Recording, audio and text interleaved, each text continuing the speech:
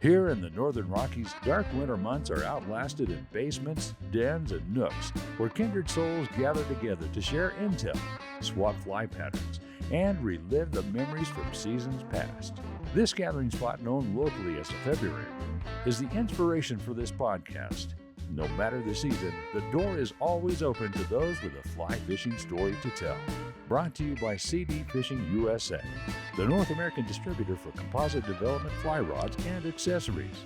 40 years of Kiwi ingenuity and graphite technology, now available at cd-fishing.us or your local CD USA dealer. Follow us on Instagram, YouTube, and Facebook. And remember to go fishing. Here's your host, the Carnops, and this is the February Room. Lauren here. Recently at the BHA Rendezvous, some familiar artwork graced a drift boat.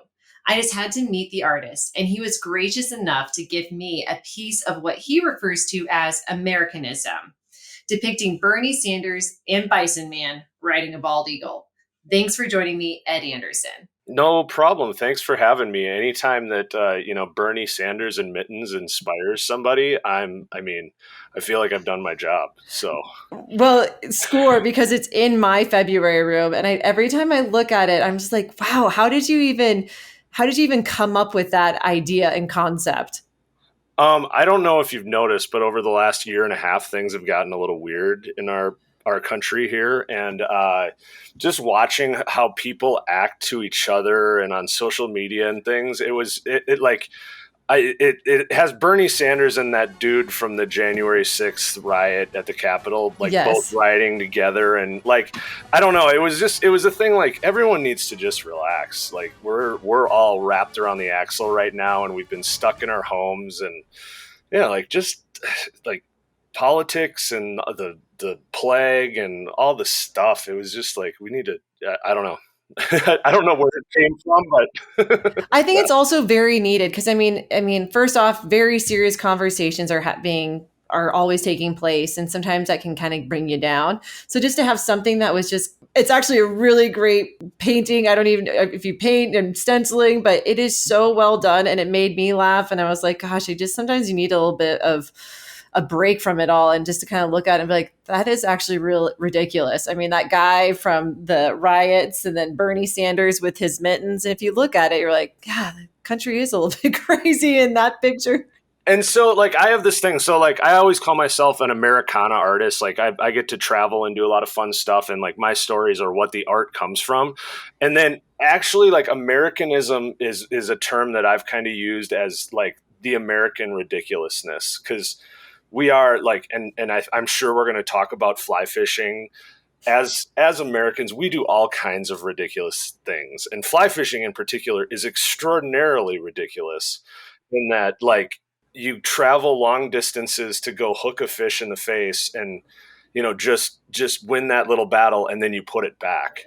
So I don't know, I had a moment a couple of years, well, it's been a while now, with my grandmother, who's a child of the Depression, and I went out, we were in Florida, we went out fishing, had probably my best day fishing ever, just redfish, snook, tarpon, everything. It was great, out of a kayak. It was so much fun in the mangrove swamps. And I came back, and my grandma was like, how was fishing? I'm like, it was unbelievable, Grandma, caught all these fish. And she looks at me like, where are they?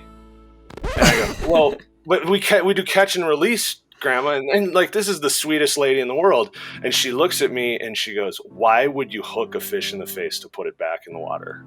And it was a weird moment for me where I still love fly fishing, I still do it, I still travel, but while I'm doing it, I have to remind myself that that's not how everyone's brain's wired. It's not the same. Everyone doesn't have the same passions, and it is extraordinarily a strange thing that we get to do. So there's definitely a certain thing of madness that kind of comes with it when you actually start thinking about it that way. And especially, like you said, people who've probably had to catch fish in order to survive, and then thinks that people just do it recreationally. Actually, I remember reading this book, Born to Run. And remember, there was this whole thing where people were loving to run barefoot. Oh, and there was this documentary, and, these people, this documentarian went down to that small village to talk with the village people and showed them like how they kind of started this whole thing about people running without shoes. Right. And they were like, well, we run without shoes and we use these sandals because we can't afford tennis shoes. Like, why would you do that? Like, and so it was kind of interesting reading that because I love that book. And I was like, oh, maybe I am running all wrong. And then it's like, no, they do that based on necessity. Like they're wearing sandals and because that's what they can afford. So it's kind of interesting how crazy Americans can kind of get into their madness of hobbies and likes.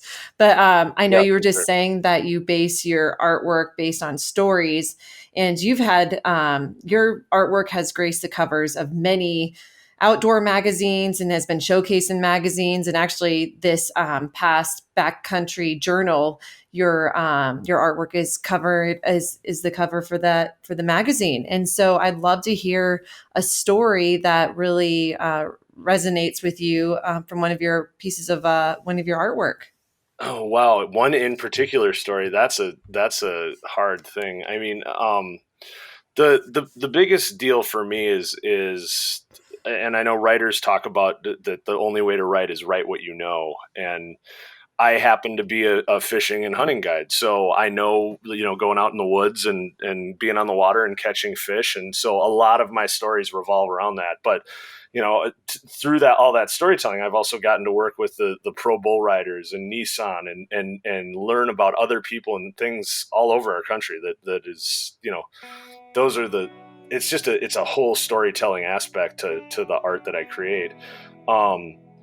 One story in particular, man. I'll tell you a good one. This is a good one. This was in the Drake a while back. So I was at a show, the sheep show in Reno, and was headed down permit fishing in Mexico. Long story short, I got snowed in Reno, missed my flight down there, ended up having to get in a strange car in Cancun, driving to Punta Allen, staying at a strange lodge, taking a boat across big seas. I mean, it was a 3-day ordeal. Got there, got on the boat, get to the lodge. Finally, we're having a good night, having some drinks, and a storm blows through that night. And just a monsoon. The sky opened up, and woke up the next morning sitting around the lodge waiting to go fishing, and there's people scrambling outside, and I've got that feeling like I brought the black deuce, right? Like this is not happening. And I look at the guys, I'm like, I'm really sorry, fellas. I don't know what's going on, but I'm sure it's my fault. And the manager comes in and he says, a water spout came through last night, tipped over all the boats. And so all the boats were upside down on the beach. Motors had been submerged. And so it was like, we are not going fishing. This is bad. But these guys set up a motor shop on the beach, got a few boats rolling. 4 of us ended up on a panga, and it was one of those things like, all right, this is just a joke. I'm just going to drink beer in the back, and was playing my ukulele and wasn't going to fish. We weren't going to get in close to permit anyway. So these guys are finally they got tired of me playing ukulele. They're like, get up here and fish because we're tired of listening to you. And I get up there and seriously, it was within maybe 2 minutes, 3 permitters swimming at the boat, and I do this drunken cast, hook set, hook a permit, and yeah. So it was a great, kind of great ending to the most terrible travel and natural disaster thing that I've experienced for sure. So, and so how did that become part of your, what made you decide okay, I'm going to draw this? How does that whole process come now that the story was told and it's kind of in your minds? How do you put that to paper?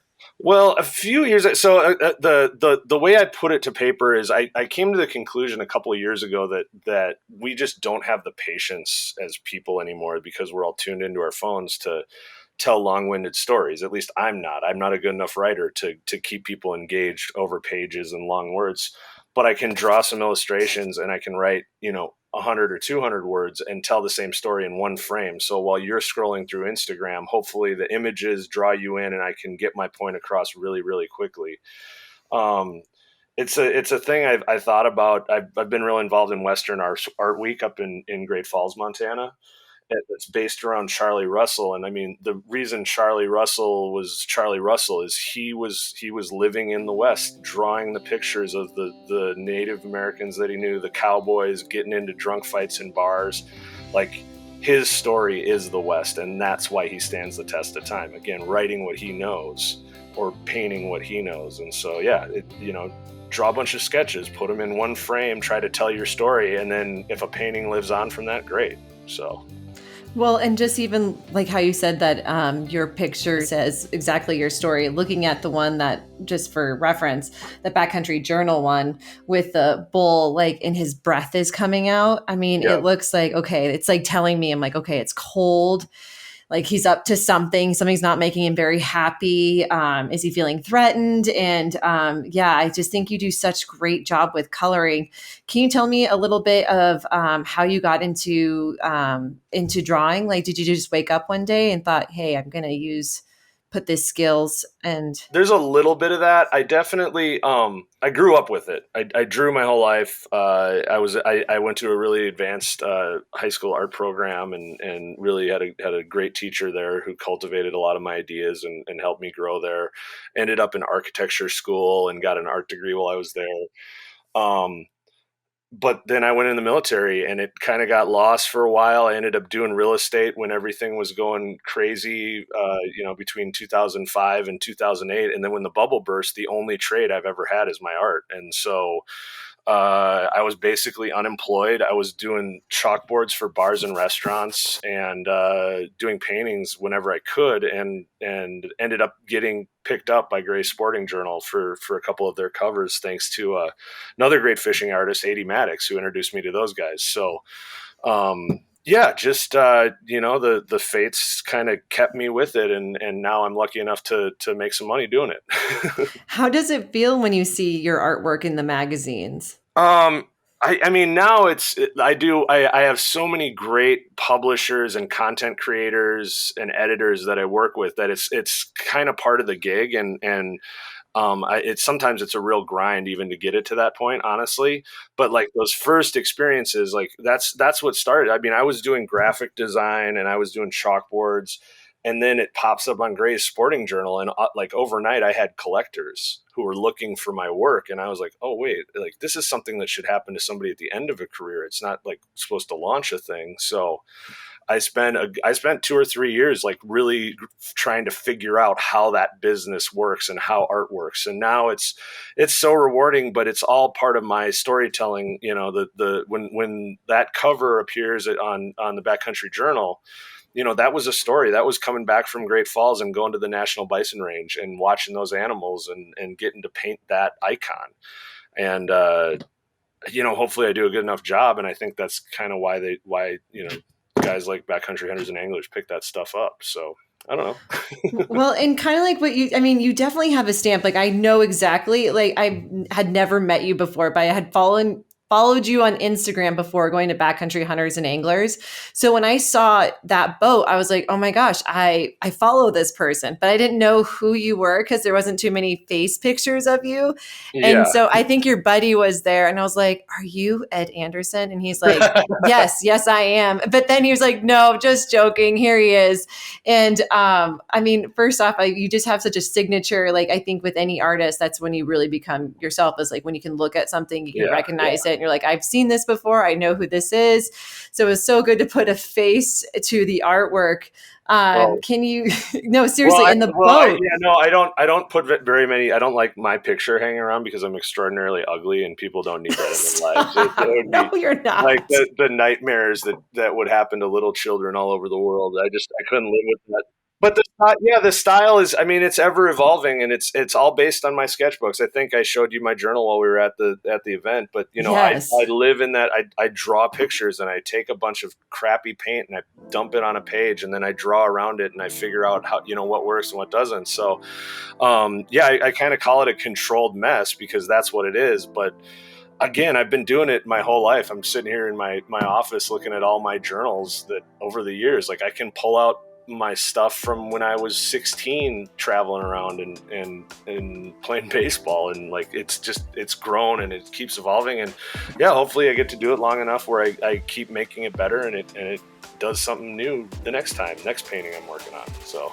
Well, and I'm curious because at the Backcountry and Hunters and Anglers Rendezvous event, you had this amazing boat with your artwork. How did that come about? And give a description for our listeners to talk about like how beautiful that boat is, because I won't do it justice. It's a big red stripe rainbow trout, red band rainbow trout, and it's actually an image that I've used over and over and over again. And I work with some great designers here in Boise, and they turned it into a vector image, and so we can kind of put it on anything. And then, so I'm a fishing guide, work with McCall Angler and in Idaho, and I needed a new fishing boat, so I called Atopos and I said, hey, you guys want to work with me on making some skins? So actually, there's that rainbow trout on that Atopos has, a brown trout, and a new carp design coming out here soon. I don't know when they're going to launch that. I'm probably not allowed to tell you, but yeah. So there's so yeah, that's how it came about. Just wanted to put something kind of cool on the side of the boat, so when I'm driving down the road, maybe somebody will notice it.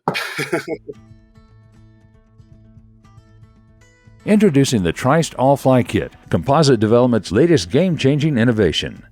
Utilizing the same butt section, the All-Fly morphs from 5-weight to an 8-weight via interchangeable sections. Need a little more length? Pop the extender into place and the 9-foot rod becomes a 10-footer.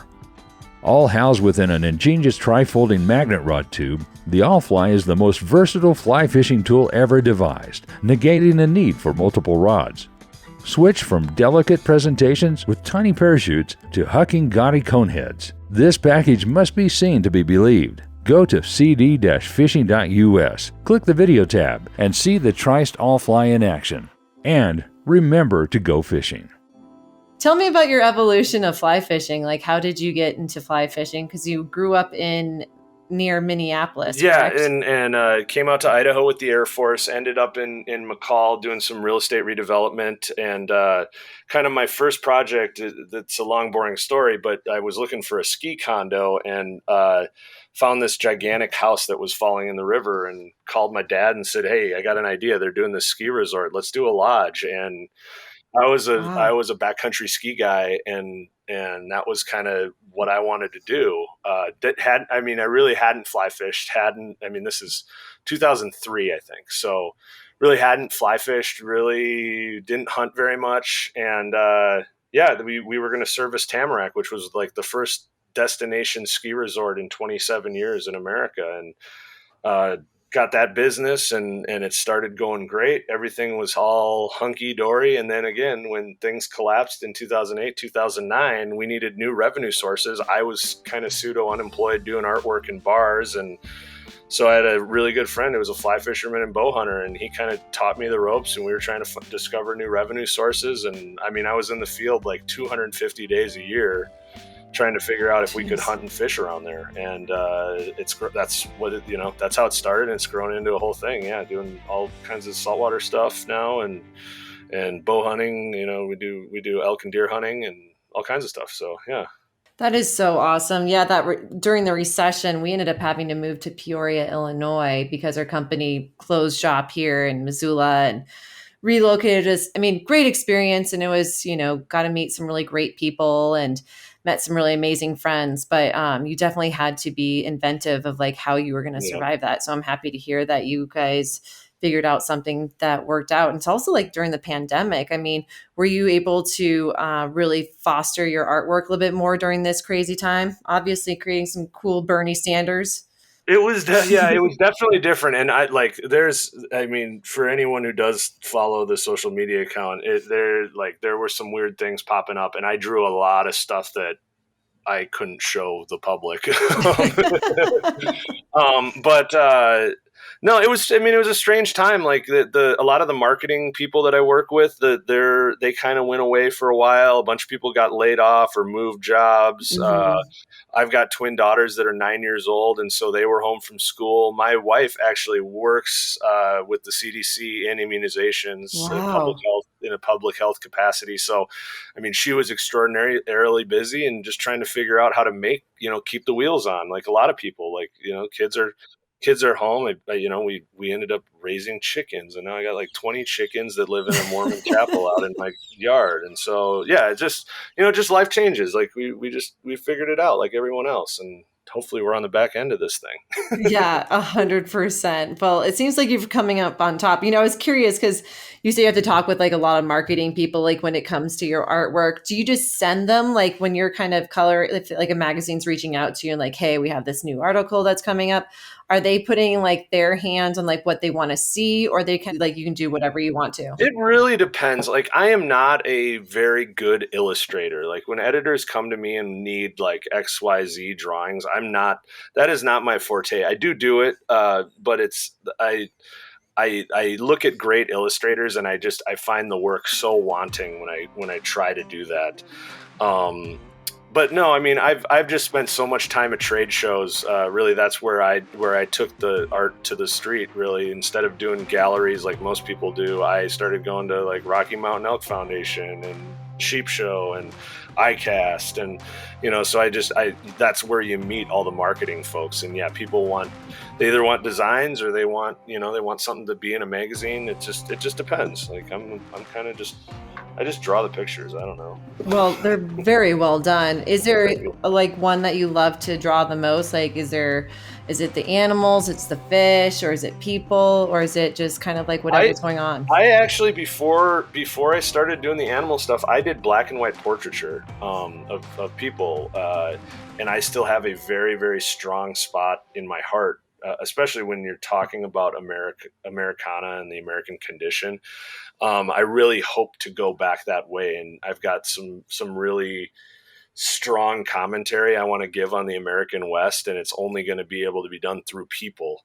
So that's kind of where my head is for the future. It's not necessarily in wildlife art, but who knows? I mean, I definitely love, again, it's my storytelling, and I'm going to be fishing, I'm going to be hunting, I'm going to be doing all the stuff that I do. So it's going to stay. Is that black and white Americana? Is that because it feels like it's more storytelling for you? Because you keep saying like how you love to kind of capture a story. Do you feel like people just can share that a little bit easier through your painting? I don't know. I mean, the conceptualization of the storytelling, I don't think was there when I was doing that stuff. It was, I just really enjoyed the simplicity of black and white compositions and the ability to execute them really quickly. And that's where that really stemmed from. I think it's always interesting as an artist, like the way that you evolve, but you still have like your core of like who you are. So I think it's also, as you get older, I think there's more time to reflect on like the reasons why you do things, and that changes the reason why you create and your artwork or whatever you're doing. Speaking of which, you just came back from Florida not too long ago. How was it? It was great. It's great. We've been, my family's been going to Sanibel Island for my whole life, and my folks live down there now, and we've got kind of a little spot, and I've got a little crappy 17-foot skiff that I call it's called the Matlacha Magic. It's an old brand, but it runs. It's got a 60-horse Yamaha on it, and it runs great. And it's crappy. The hull's crappy enough that I can run it. Just leave it in the water and don't have it just sits in the water while I'm down there. It's great.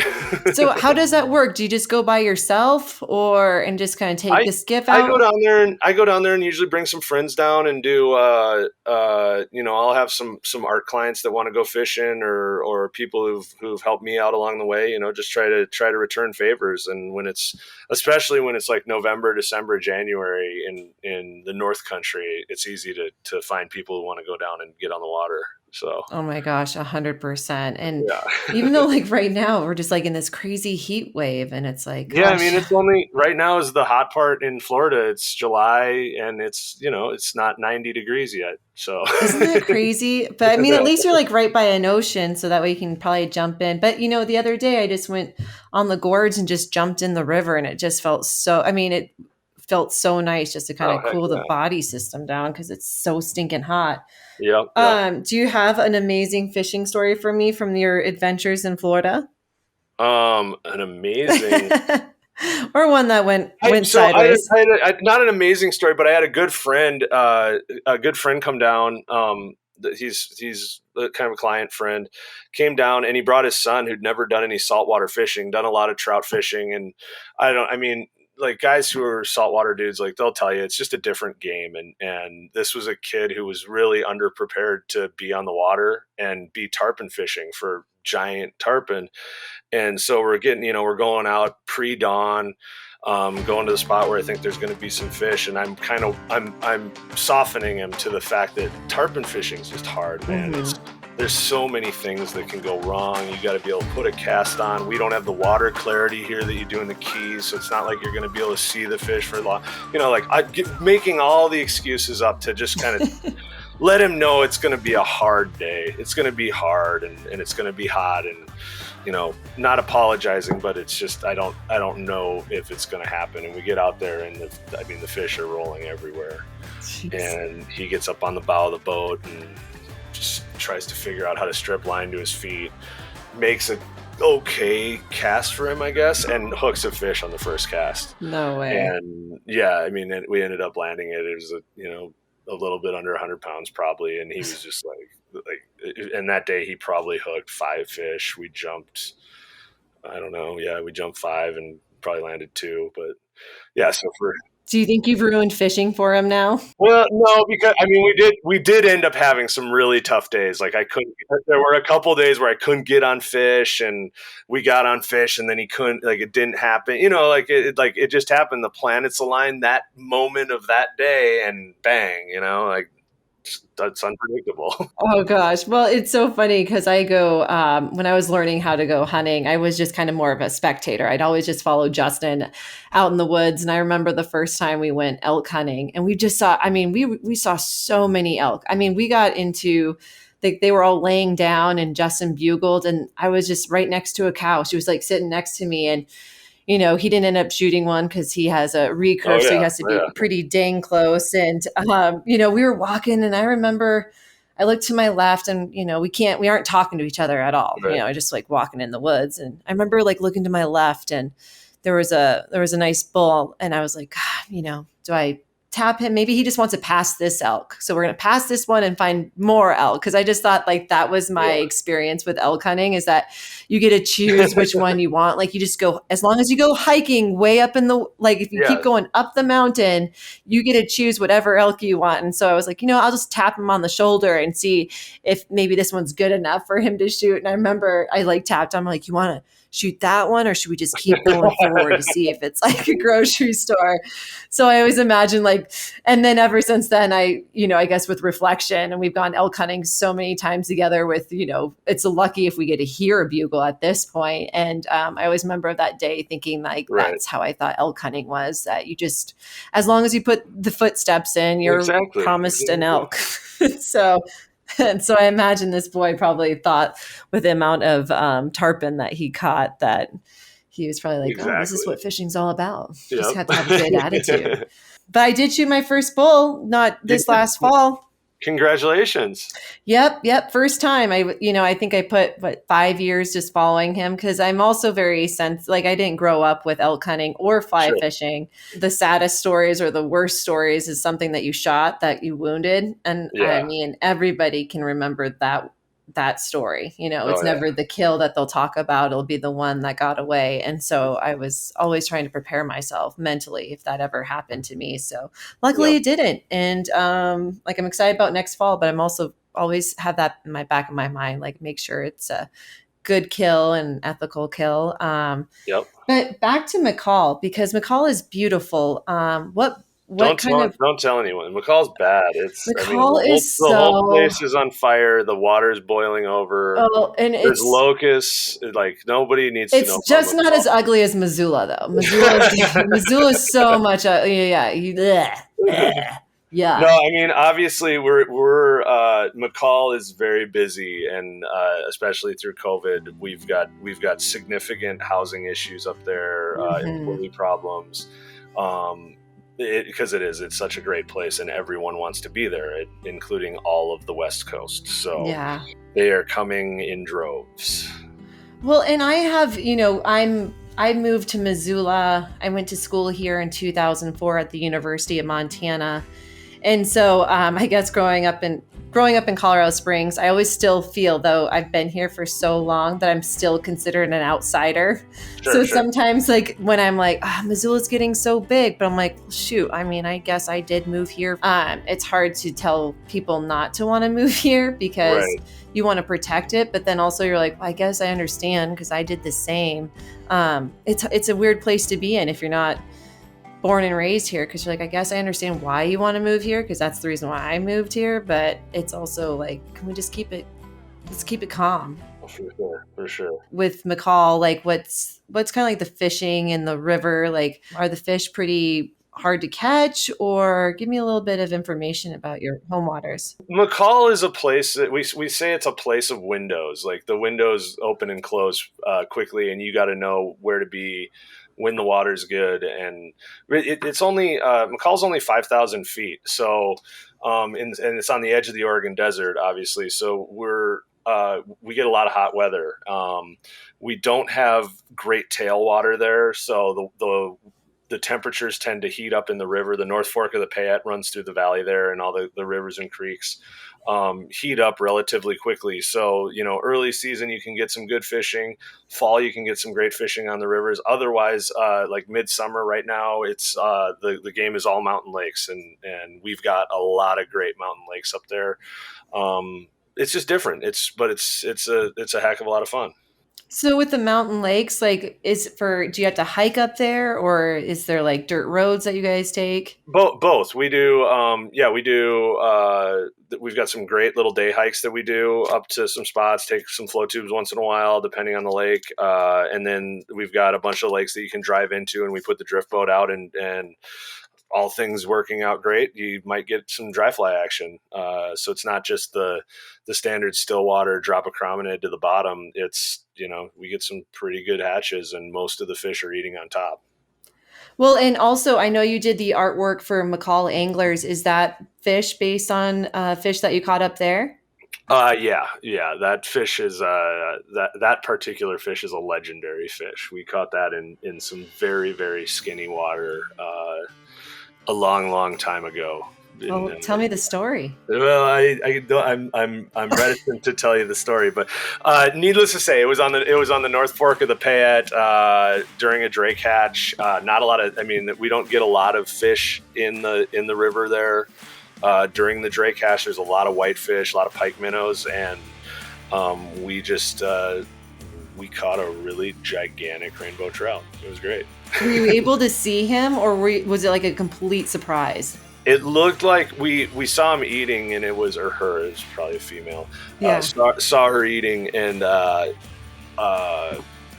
looked like a log bobbing in the water, like a giant log just coming. And we were floating down in kayaks, and I saw this thing, and I just thought it was a log bobbing in the current, and had to kind of like, I floated by it and did a double, and I was like, "There's no logs right there.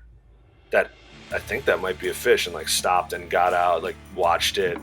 And then, it was just a giant fish mowing drakes. So, were you able to catch her in one cast? Yeah. That is so exciting. Because sometimes I feel with fly fishing, which is the madness that we were talking about in the beginning.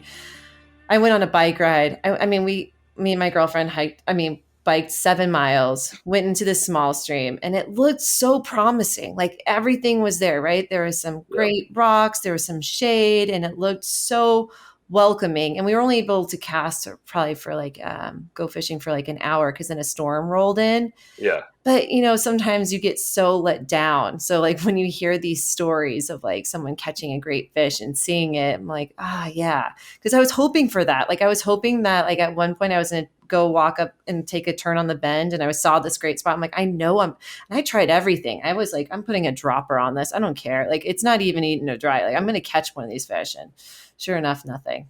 Yeah, but that's why that fish is legendary. That's why it's a logo now, right? Like that, like how many times have I seen that same scenario and gone through a fly box trying to imitate a hatch, and the fish just wouldn't eat it for whatever, drift wasn't right. Tip, it was too big, whatever. Like the hook didn't sit quite the right way. Who knows what what those animals, their whole job is to stay alive. So, Right. and I think that's the appeal of fishing, right? Is like it's the grand puzzle, like trying to fool a fish and get it to eat and then bring it to your hand. Like that's when you've won the game for that moment. So That is so true. And it can be so frustrating. Like sometimes I'm like, is it me? Is it me? Am I the problem? Because it seems that when I go fishing with Justin, he'll like cast it out and we're going pike fishing. yeah. And sure enough, I am like, I'm throwing my arm. My arm is getting a workout. I was like, I'm working out. I'm going to catch this. He's like, okay, you need to let it sink a little bit. And sure enough, he's like, just give it to me once. And he does it and he catches the pike. And I was like, damn it, it's me, isn't it? It's me. It's totally. He's like, no, it's not. I tell people all the time, I am really, really good at finding fish. I am excellent at it. Oh, good. I am terrible at catching fish. They can feel me. I'm like, it's the Force, and I'm like Darth Vader or something, and the Jedis can feel me there. As soon as I get on the bow of a boat, it's like, well, all right, fishing's over for a while. But if I'm in the oars or if I'm on the pulling platform, like we're gonna find fish and you're gonna get shots. So, and that's a great promise. Actually, as a guide, that's like the best thing you can promise your clients. Like, I can't promise you you're gonna catch them, but I can promise you I'm gonna see the fish and I will bring them to you. But it's all up to you in order to catch them. But yeah, no, that's awesome. If you had your preference, is Florida or Idaho your favorite place to kind of take people fishing? I don't know. It changes. It changes Yeah. all the time, and I think there's just so many. It's fishing for me is about an entire experience. I hope you get a little bit myopic. I think when you're doing it and you want to catch a fish or you're worried about it or whatever, you're thinking about it so much. But I mean, it just depends on the days and like the weather and everything. I mean, there's nothing like being on the skiff, slicked out water, and a storm rolling in over the horizon, right at dusk, where you get to see the lightning just stack up into the sky. Like that thing for me always feels great. But then at the same token, like and especially now, like being in McCall and that midsummer and again, slicked out water, hatches going off, you're in the mountains. Like there's just, I don't know. It's all great. Like we're lucky to get to do any of it. Well, I feel like you had the best of both worlds. And also, I mean, Minnesota has some really great lakes to go fishing too. I really regret that I didn't grow up around fishing like a lot of the people I know from my fishing endeavors. You never went into ice fishing, huh? I never. Well, I mean, I got into drinking in ice houses. I think that's what the sport is really mainly for. Yeah, and I mean, like I was back there for 4th of July, and drove by these ice houses that they have raising and lower wheels. It looks like a little hotel, and like I know those guys are going out there to watch the Vikings and drink beers, and Yeah. like it's. Like that's what my buddies who do it do. I don't know. I mean, I know there's guys who don't but anyway, yeah, no, I just never got into that. I didn't fly fish when I lived in Minnesota. We do a little like father-son annual walleye trip and bounce the bottom with jigs. But yeah, I mean, I feel like I missed out, and I have made some trips back there over the years to try and rectify that situation. Had some really good times in Minnesota for sure. So. Well, talking about like ice houses, my uncle, he has his ice house and he calls it the Paris Hilton, and and it's like it's just basically a place for him and all his buddies to go and drink every Wednesday. It'll be funny because I'll be like, Mom, how's Uncle Mark doing? I was like, oh, she's like, well, I can't call him because it's Wednesday, and Wednesday is ice house fishing day, and you got to give it those Midwesterns. They know how to fish comfortably. They aren't going to miss a Green Bay Packers game. That's right. That's a good way to put it. True story. I got invited one time. It was like my first time being able to go in the bar because I think you had to be 12 in order to go to the bar. And it was the Green Bay Packers. And back then, they had the huge TVs, like the big box TVs. Oh yeah. And they'd have them up on the wall. Actually, I'm pretty sure they probably still have those big box TVs at this one bar. And the Green Packers were losing. And this is when Brett Favre was playing. And he took the TV and lifted it up past the muskie mount, past the pike mount, and just slammed it. And then, and then what happened was that they just took him outside, was like, just breathe, Tommy. And Tommy breathed and came back in. And, that was it. Like, it wasn't a big drama. It was like, like these are just the way that things go around here. They love their football. And Packer fans are another level too, right? Like, I don't know if you've had that rub off on you if you're a Packer fan, but like, I didn't grow up. I didn't grow up as a Viking fan. Just we were baseball people, and like the Viking season cut into the playoffs for the Twins, and like the Twins were really good back when I was a kid. So we were mad that the Vikings all of a sudden got this billing. And so we always just kind of harbored that resentment. So I never got to be an NFL fan, but there is something special about Packer people. Like, they are, right? You are weirdos. Yeah. It's absolutely, you want to talk about strange Americanism, just go look at Green Bay during a freaking snowstorm. Like, did I give you another idea for a piece of artwork? I think it's a great one. I might have to, let's go muskie fishing and go to a Packer game, like go fishing in January there. Oh my gosh. Absolutely love it. So what's like your next adventure coming up? Like next artwork?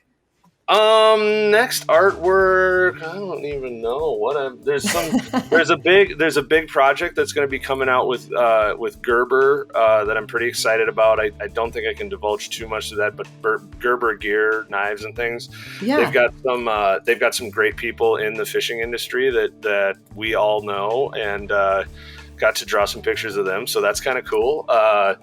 So I'm kind of excited about that. And then I think I'm going to be up in Bozeman sometime in August. We haven't figured that out yet, but I got to put together that show at some point and bring What's going on in August in Bozeman?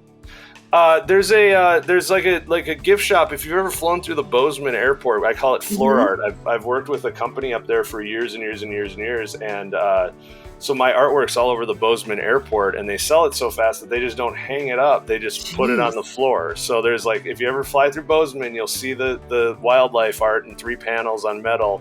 And that's the best floor art in America. So I didn't even know you could buy artwork while you're at the airport. Like, I thought that was the airport's artwork. Well, it's out of this shop, and so the shop wants me to come and show some new work and meet some of their people. And I'm, Bozeman's always fun, so I'm gonna go there. Why not? Oh yeah, of course. Why not? So if anybody is interested in, hopefully, if they can't go to the Bozeman artwork, where can they look at purchasing an Ed Anderson art piece and follow you? We've kind of scaled back all the galleries, so I don't have much gallery representation this year. But if you're interested in seeing the artwork, definitely go to edandersonart.com. And if you want to come out to Idaho, come fishing. I got a bunch of stuff in my shop. We'll fish, and I'll sell you a big painting. Or you just go to the Backcountry Hunter Anglers Rendezvous and you just see your artwork randomly and start just stalking there, waiting there patiently for you to show up. Yeah, and I'm sure now that his shows start coming back, I'll be on the road again. I know we're really bad about posting the schedule and things like that, but I pop up in very strange places, so I'll be around. That's the best way, is just to be spontaneous. And what is your is on social media? Are you on Instagram? Yeah, Instagram. It's Ed Anderson Art, SON. Yep, that's the best way to find me. So go to thefebruaryroom.com, where you can access a complete library of our podcast and read more about our guests, their fishing stories, and favorite fly patterns. We're always looking for exceptional fly fishing yarns, and if you have one to spin, shoot us an email at info@thefebruaryroom.com. The February Room is always free, but if you feel like throwing a nickel in the pond, we appreciate any additional listener support. For companies and individuals interested in sponsorship opportunities, please contact us for our media kit. Thanks for stopping by the February Room, and we'll see you down here next week.